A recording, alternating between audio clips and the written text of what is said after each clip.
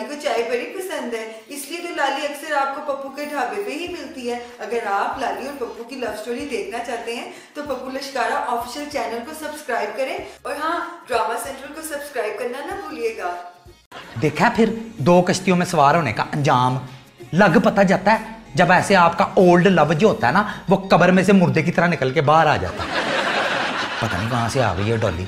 ऊपर से लाली को ना एवं खाम का शक हो गया, अपनी तो भैंस की दुम हो गई है, बड़ा प्रॉब्लम हो गया, समझ नहीं आ रही पप्पू अब क्या करे। वैसे आपस की बात है, ये डॉली पहले इतनी प्यारी नहीं थी, अब बड़ी प्यारी निकल आई है। हैं पकड़ी नहीं जा रही। हाँ हाँ सच बोल रहा हूँ, पकड़ी नहीं जा रही। लेकिन ये जो लाली है ना, ये इसके पीछे तो डायरेक्टर पड़ ही गया। मुझे तो लगता है इसने लाली को ना ऐड करा के ही रहना है। अब अगर लाली मॉडलिंग की दुनिया में आ गई तो फिर तो समझो कि लाली गई। और पता है कैसे गई? जैसे इलेक्शन के बाद सारे वजीर चले जाते हैं, वापस ही नहीं आते, ना मुंह दिखाते हैं। हाय लाली चली जाएगी तो पप्पू क्या करेगा लाली के बगैर।